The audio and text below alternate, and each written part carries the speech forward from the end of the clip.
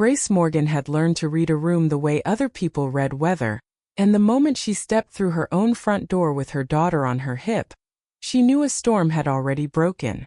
The text from her husband had said only be home on time tonight.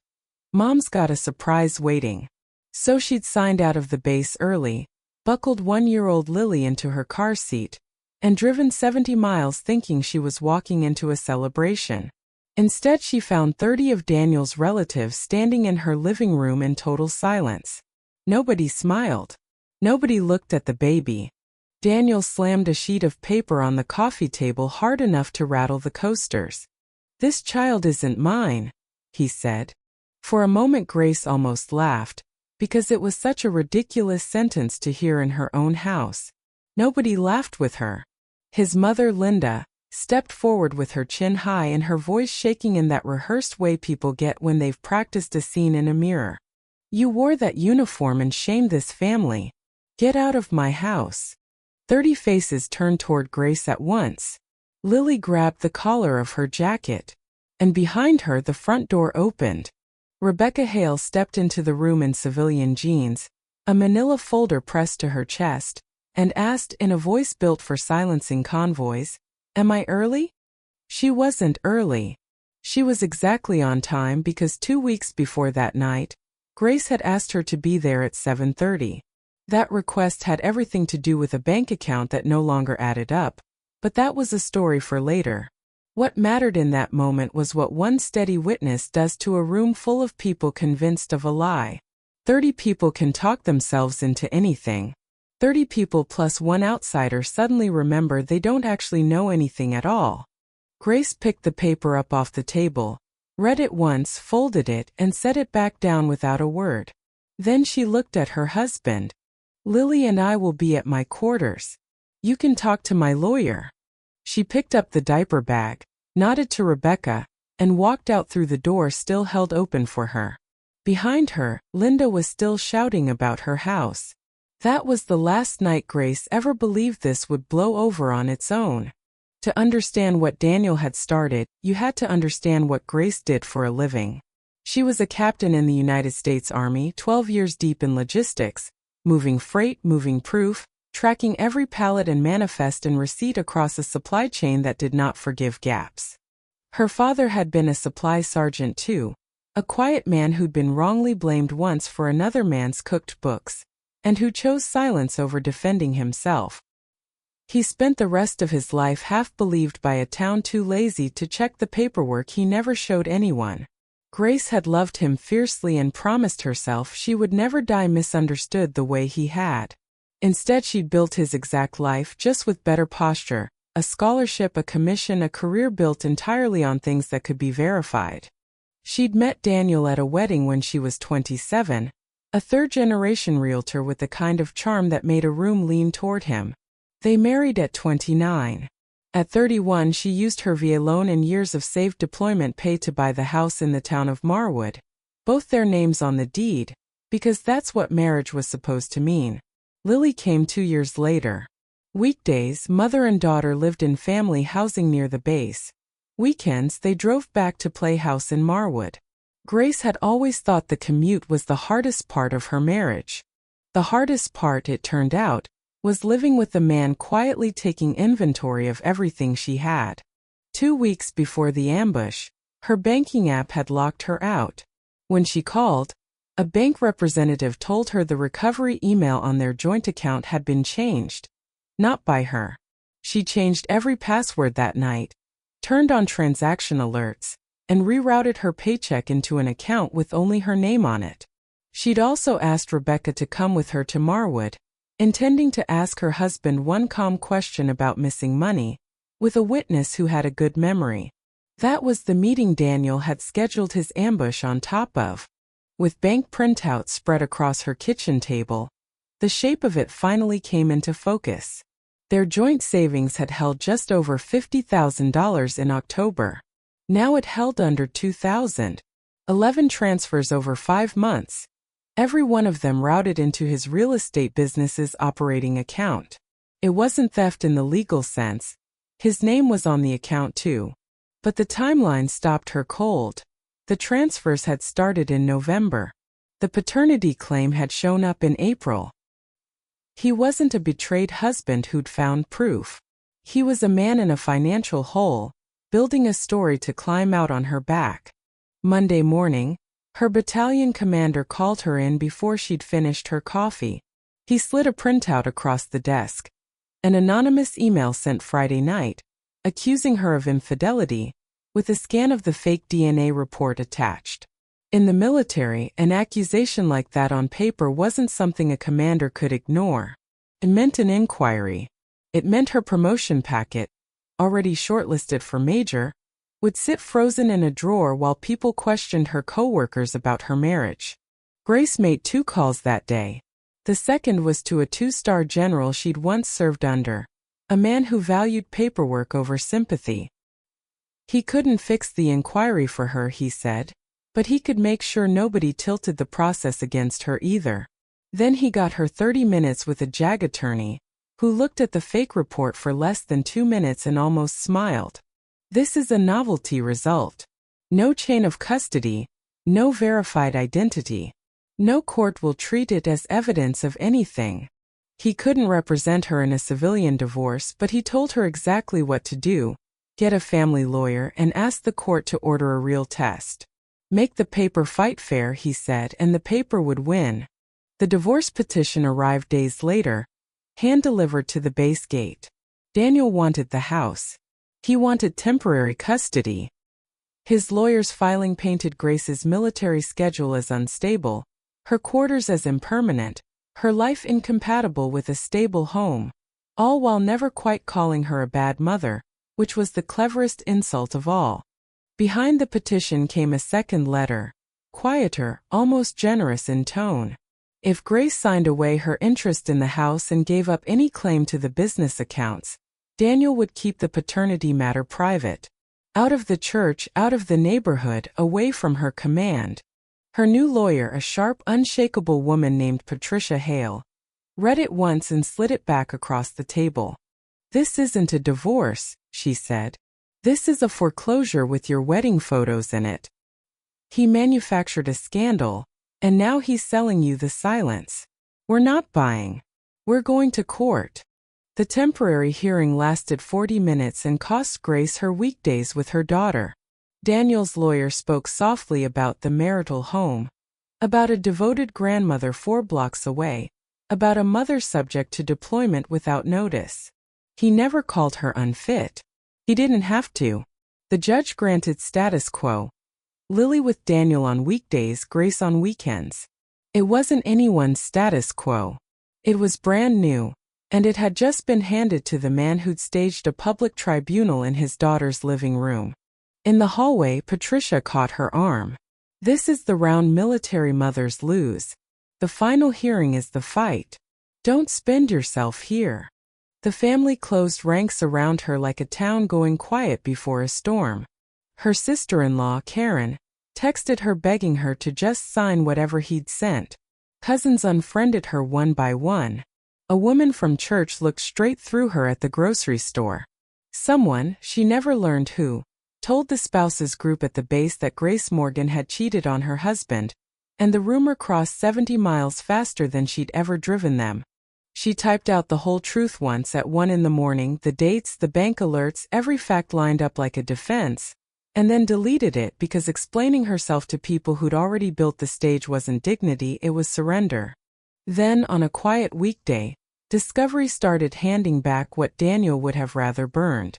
Patricia had demanded the original file behind the so-called lab report, not a scan but the real digital document, and sent it to a forensic examiner. While they waited, Grace did her own kind of homework, the kind the Army had trained into her without her ever asking for it. At the ambush, Daniel had waved around more than the paper.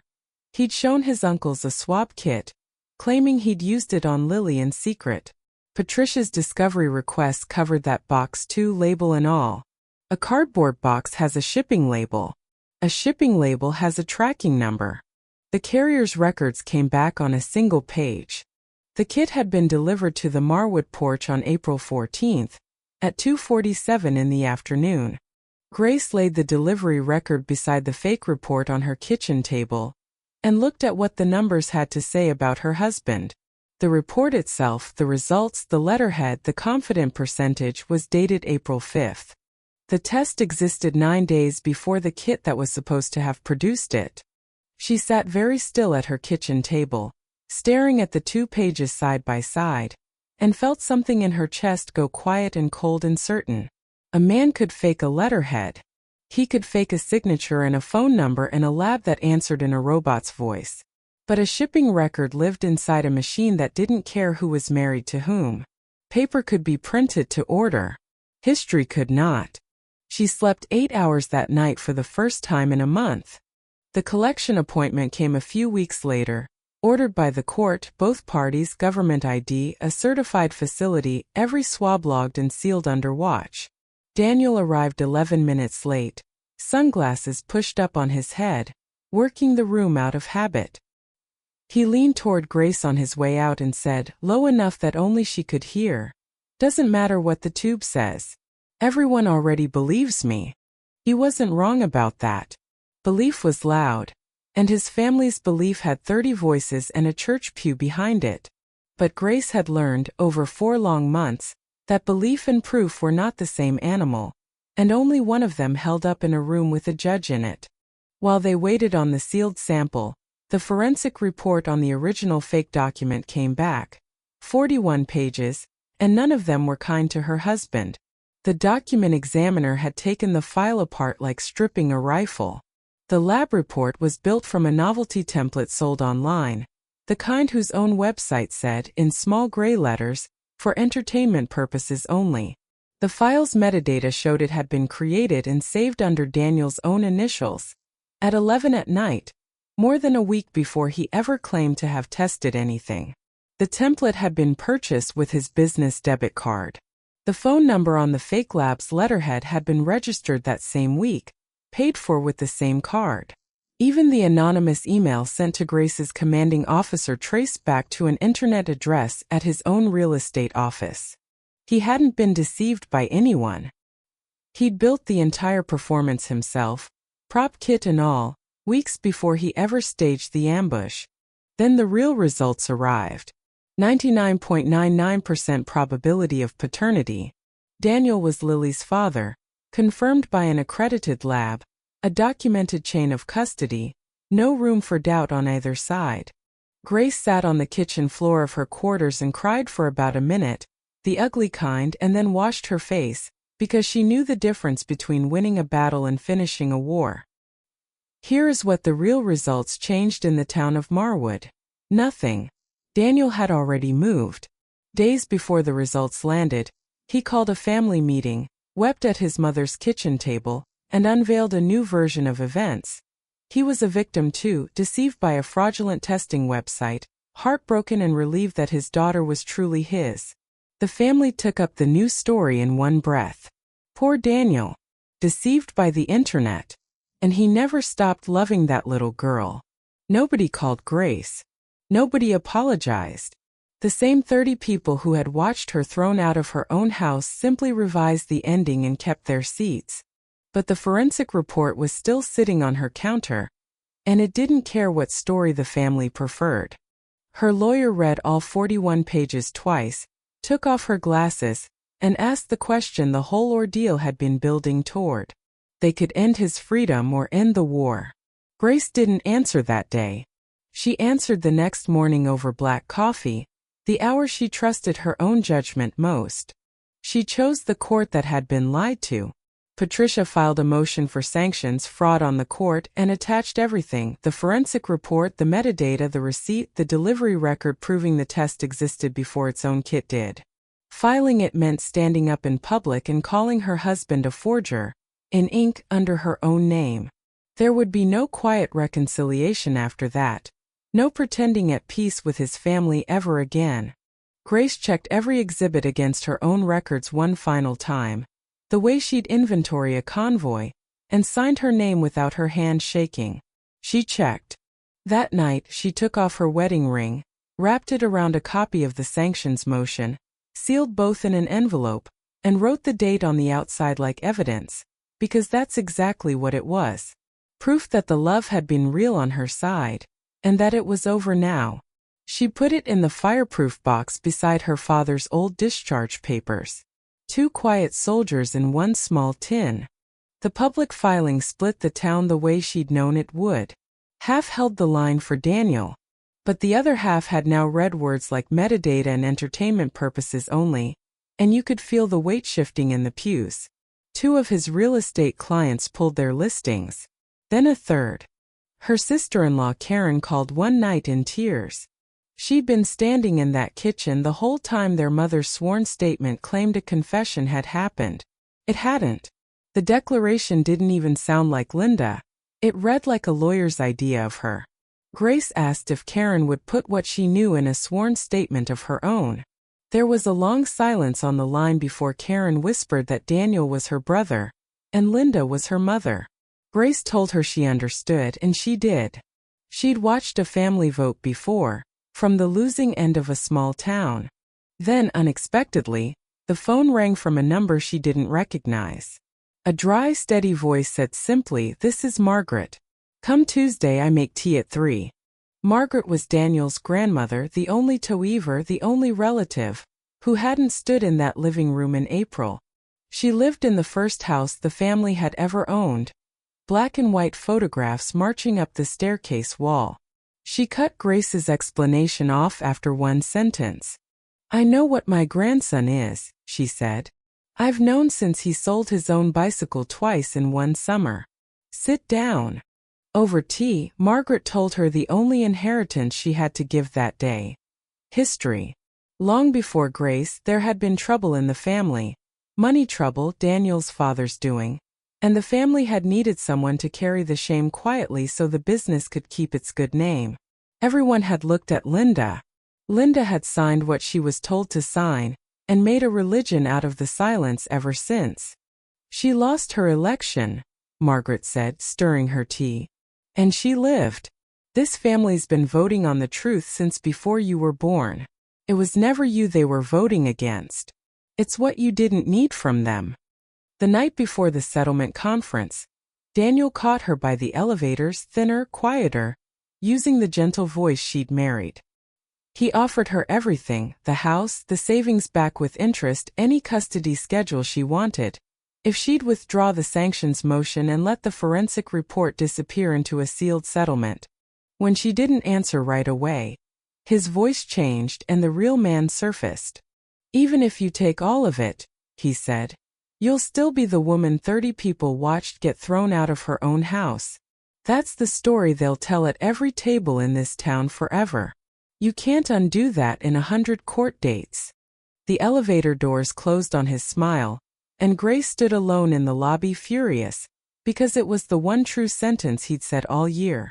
She didn't sleep much that night. In the morning, she walked into the settlement conference and laid out her terms herself, standing, because some things you deliver on your feet. Daniel would appear at the final hearing and read a sworn admission into the record, that he had fabricated the test, staged the confrontation, and that Grace had never betrayed him, in his own voice on the transcript forever. She would receive sole legal and physical custody of Lily, with supervised visitation for him.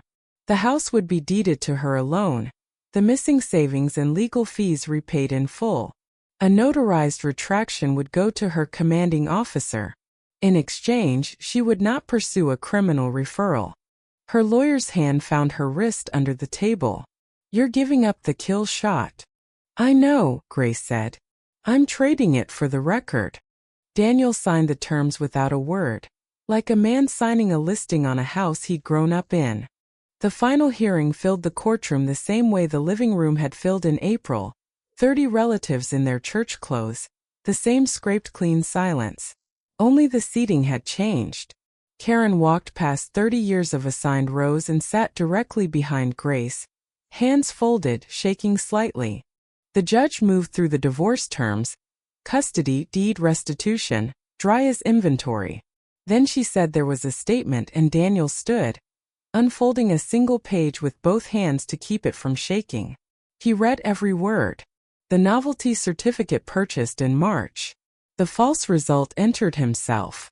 The gathering staged for the sole purpose of a public confrontation. The complaint to her command, built on claims he knew were false. And then, his voice finally cracking open.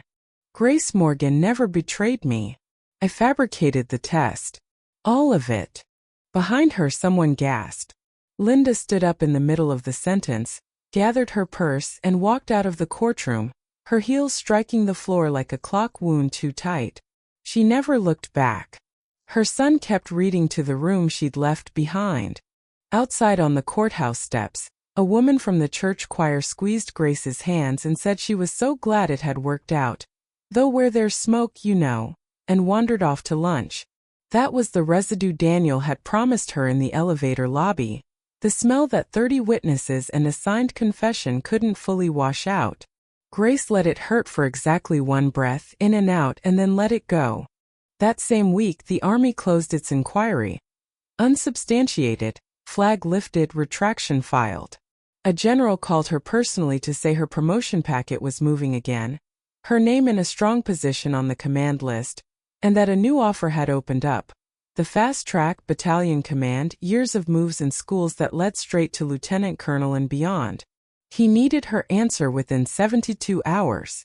She spent those 3 days at her kitchen table with lists and a sleeping daughter down the hall, and then she drove to headquarters and told him no. She asked instead for a 3-year instructor post close to home. Stability, one address, evenings free. An off-ramp most ambitious officers never took on purpose. You'd have gotten the command, the general said. I know, she said. That's what makes it a choice. That was the night she finally understood the difference between herself and her father. It wasn't pride and it wasn't paper. He'd kept his receipts in boxes no one ever opened, one man alone against a town on purpose. She had let people read hers. A sergeant, a lawyer, a general, a sister-in-law with shaking hands. Proof alone had never saved her. Witness proof had. The deed transferred on a Tuesday in September. Grace drove the 70 miles alone, one last time, and stood in the doorway where it had all started. The furniture was gone. Daniel had taken it, and she let him keep the chairs. Without it, the room where 30 relatives had once stood shoulder to shoulder turned out to be small and ordinary, just a room with good afternoon light and a scuff on the floor where a coffee table had once caught a slammed folder. She opened every window and let the September air move through the house like it was thinking about staying. Get out of my house, Linda had screamed, arm pointed at the doorway where Grace now stood. It had never been her house. It had never really been Daniel's either. It was the house Grace's deployments had paid for. Her name on the deed since the day she signed it. Now the only name. The months since had been almost suspiciously quiet. The money came back on schedule. Daniel kept his supervised Saturdays. Some weeks good, the songs and the games, some weeks canceled with a hollow apology. Grace wrote both kinds down because she was still her father's daughter, just the revised edition. Margaret's silence remained exactly what it had always been, a boundary she'd built for herself and would not cross even now. Karen came by most Sundays with banana bread and nothing left to apologize for, because she'd already said her piece under oath, which was more than most people in that family ever managed. In October they finally had the birthday party April had stolen from them. Half the block came. The front door stood open the whole afternoon, held by the same tomato-shaped magnet that had once pinned an appointment card to a refrigerator, now holding up a party guest list instead. Grace stood in her own doorway and watched people walk freely in and out of a house that belonged only to her, and understood, finally, what she'd actually won. A lie needs a full room to survive. The truth only needs one person willing to write it down, and the courage to let someone else read it. That was the fortune Grace carried out of the worst year of her life. The house had simply come with it.